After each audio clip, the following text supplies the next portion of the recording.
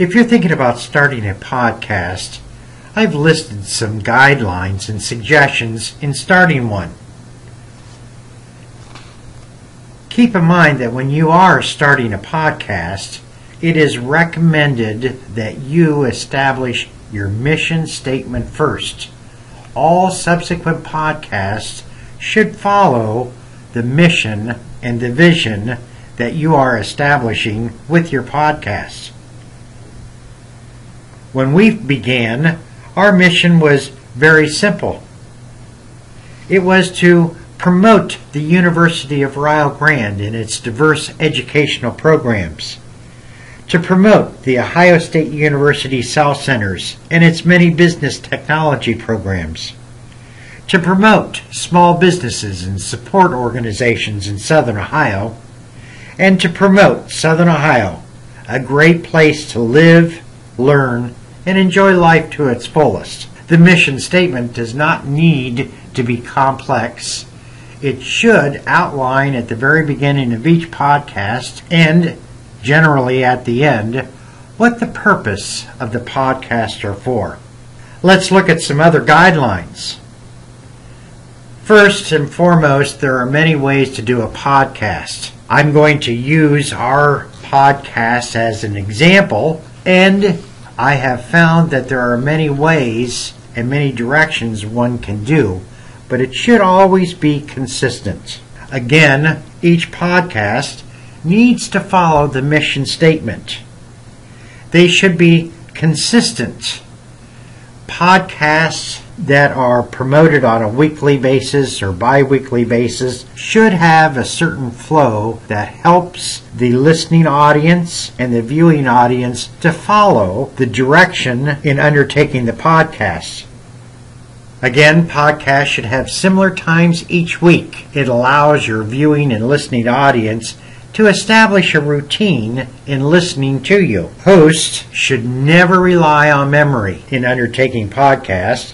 They should always follow checklists in promoting and checklists in doing podcasts. And finally, it is recommended that one keep track of time and data logs on a routine basis. In undertaking our weekly podcasts, there are a number of different steps that we undertake. The very first step is confirming who the guest will be. In our particular podcast, we have guests that speak about their business, their organization, the areas that they are familiar with, and we establish 4 talking points when we confirm the guest. We then write a 1-minute script that allows us to sort of cement those 4 talking points, and it gives a broad overview of the who, what, when, where, and why the individual will be doing the podcast.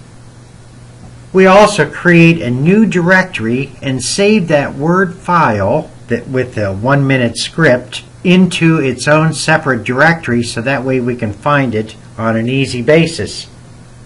We then create a PowerPoint, a 1-page for a 1-minute promo. The PowerPoint is used in conjunction with Camtasia that allows us to create a YouTube video. The PowerPoint also cements all the pertinent key facts when we're going to be doing the promotion.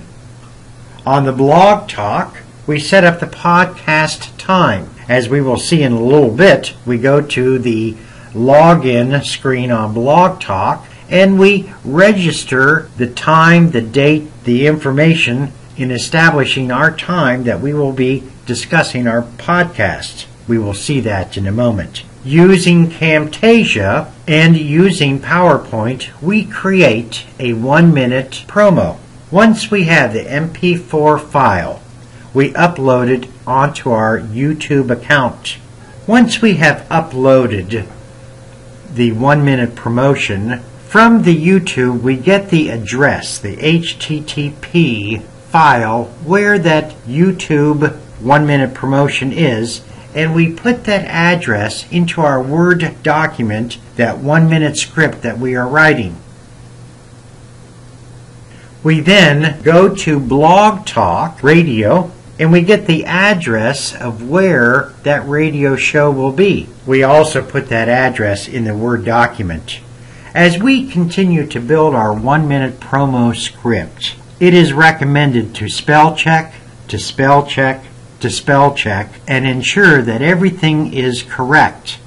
The listening and viewing audience will be distracted if there is a misspelled word or something does not look professional. On the YouTube, we edit the description from the Word document that we have been building. Likewise, in Blog Talk Radio, we edit the description, and again, that's copied from Word. With those two addresses, we can go to our Facebook page and we can enter in the two addresses that allow us to promote the two upcoming Blog Talk and 1-minute videos. We also can put on our web page the YouTube and the Blog Talk addresses. If we are emailing listservs, we make sure that we have the latest addresses and we update those before we send out an email. From the Word description, we copy that into the email list serve, and again, we spell check and we make sure that all information is correct. Once the email leaves and is viewed by the individuals we are sending this to, we cannot undo any unprofessional kinds of information. We send emails promoting the 1-minute video.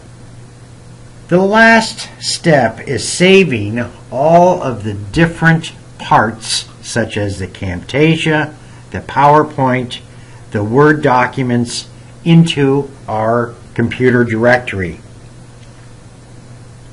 When preparing for the show, it is recommended to do a background preparation on the guest, on the information that is being presented. Make sure that all guests are at the show 30 minutes prior, and make sure to log on to Blog Talk Studio 10 to 15 minutes prior.